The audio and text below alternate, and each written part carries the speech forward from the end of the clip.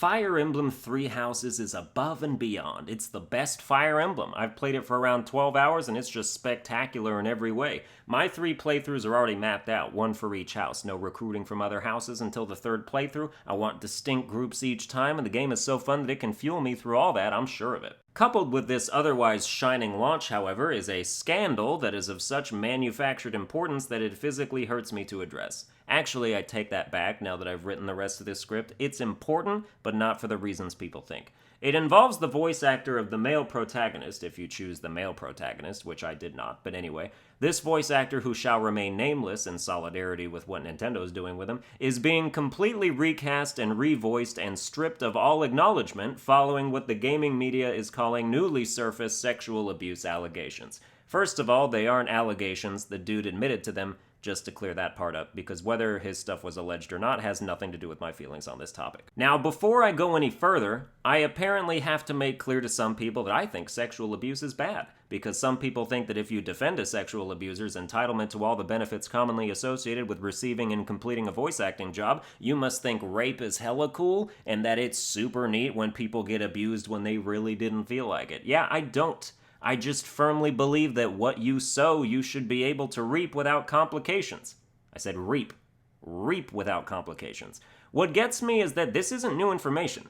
The accusations are years old. It's not like the dude was squeaky clean, landed the 3 houses role, and then celebrated like a Viking who just killed every able-bodied man in a village he was pillaging. He also got roles in Octopath Traveler and One Punch Man, among other recent things, while this information has been around the whole time. So either nobody does their background homework, or they didn't care before, and now only care because it seems like other people care, but other people don't care. The same way they don't care that Michael Jackson was a pedophile or that Snoop Dogg and so many other rappers are literally murderers. Like, go ahead and pretend you care that this dude abused women while you do the Thriller dance watching Kobe Bryant play basketball and typing out horrific shit to that comedian who made a joke about XXXTentacion, or however the fuck you say that stupid-ass name. You're opportunistic arbiters of fake justice. Now listen, if you appreciate the work of these people I just listed, regardless of what else is attached to them, and you are fully open in your support without being selectively hypocritical about it, then props to you, man. Me too. Art transcends the artist. It's a concept we should all grasp.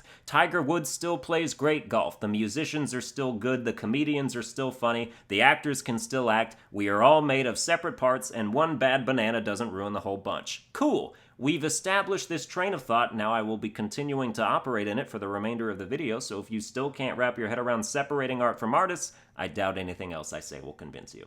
Outside of the whole he's a sexual fiend so the value of his labor becomes zero somehow argument, which would pontificate that anyone who has ever done something reprehensible should both never be allowed to work anywhere ever again and have their previous work nullified retroactively, which makes no sense to me, other arguments in favor of this dude's banishment from Fire Emblem might include that Nintendo has a fair prerogative to not be associated with people who sexually abuse other people. And this is of course true. Nintendo can distance itself from whoever it wants for whatever reason that doesn't breach some kind of contract, but just because they can doesn't mean they should, or that the mere existence of the option somehow comes with its own inherent validity. They could also burn down their headquarters and build a water park in its place. Doesn't mean it's an effective use of resources, because Nintendo is spending resources here. They're hiring someone else to redo a job that's already been done, and that costs money that doesn't need to be spent.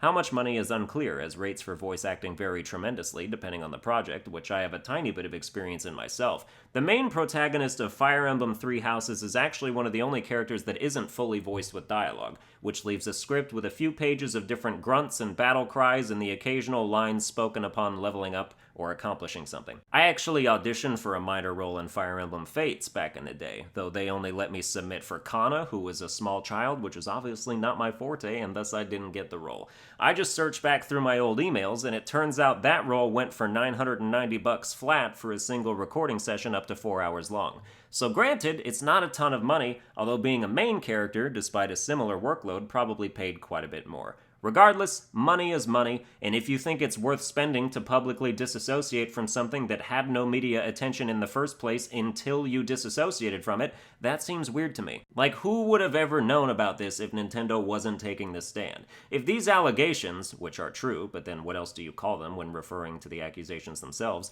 if they'd surfaced before several times with no media attention, as they did, then why should this one have been any different as far as Nintendo's concerned? I just think this is an inflated scandal and Nintendo's the one holding the air pump, blowing it up bigger and bigger until it popped. If you're one of those people who think this is a good move when it comes to showing compassion to the victims of this guy's abuse, etc., I can't get behind removing somebody's voice from a game just because it traumatizes 3 people across the globe. If your abuser worked at McDonald's and loved Big Macs, and now you get a panic attack every time you see a Big Mac, that doesn't mean McDonald's needs to cancel the Big Mac to placate your PTSD. It's harsh, but you don't warrant that much consideration when you are 4 or 5 people weighed against an entire consumer populace. Sorry if it's not the morally correct position to take, but the world would fall apart if we constantly catered to the tiniest possible groups of people. That's just reality. Something I've heard mentioned repeatedly in replies to this story is that the voice actor reportedly broke his non-disclosure agreement regarding his casting, and is said to have a history of doing so, but I couldn't find anything stronger than hearsay and speculation when it came to that aspect. Basically, some of the victims of his abuse have been like, yeah, he breaks NDAs, and that's about the extent of the proof as far as I can tell. But even if he did break one, sure, that's grounds for Nintendo to never hire this dude again, and other companies who hear about that history can exercise caution in not hiring him either, because that's a distinctly job-related issue, but I'm just not behind scrubbing people's work from record that they've already done. Erasing people's past accomplishments is not a suitable punishment for their crimes. The suitable punishment is jail, or a fine, or whatever's appropriate based on the severity of the infraction. If this guy has indeed admitted to criminal acts, then he will be prosecuted for them, right? And no judge has ever been like, I sentence you to 5 years in jail and a permanent cancellation of whatever entertainment thing you're currently doing. Why don't we just care about the crimes? In what world is the appropriate response to someone doing a bad thing to erase all the good things they've done? How does that rectify anything? You want to just pretend they never existed? None of this has legal precedent, but people just went and decided one day that canceling someone's ability to commit crimes wasn't good enough, and we have to cancel and erase their careers too. It's just not relevant. I mean, why stop there? Why not target their family members for being associated with them too? Why not punish anyone who's ever supported them? Why not follow the 6 degrees of separation until literally the entire world gets canceled every time one person does something?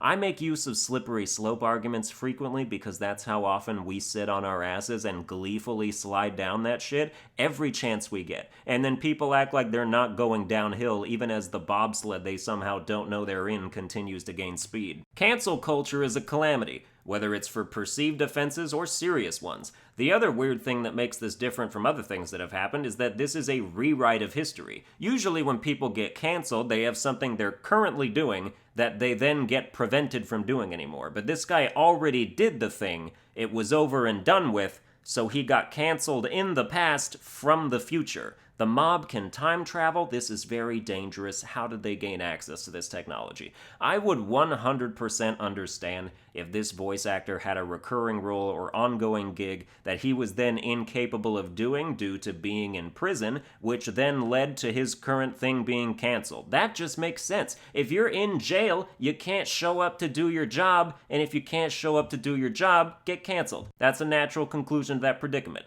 But it's my personal belief that the security of your job should only be affected by the aspects of your existence that are job-related. I don't care if this dude killed 9 people. If he was found innocent at a trial, even if it was bogus, he should be able to keep doing his job. O.J. Simpson is on Twitter. He was found innocent. He should be able to get jobs. He should be able to be on Twitter, as he is. This Fire Emblem voice actor is guilty, according to himself, but if no action is taken on behalf of the justice system, then he should be free to keep getting voiceover roles, minus the NDA stuff. And even if action is taken, he shouldn't have to be recast in stuff he already finished. I'm very consistent with this. Like, you can disagree, but my foundation is rock solid. I believe this in every situation. I mean, he still has his paycheck. They wouldn't dare try to make him pay it back. If anyone attempted that kind of shit, we'd have a serious problem. You can't refund labor. You want me to give you back my fee? Give me back the 4 hours I spent in that booth, bitch. I don't like this situation. I don't like the road it sets people on. I don't like where we might end up. Think harder about issues like these. It's worth your time. Well, that's going to do it for this episode. I hope you enjoyed it. If you did, you can like, share, and subscribe. Follow me on Twitter at Sunburned Albino and become a channel member for access to an exclusive Discord, only $4.99 a month. Support your favorite YouTuber, and I'll see you guys next time.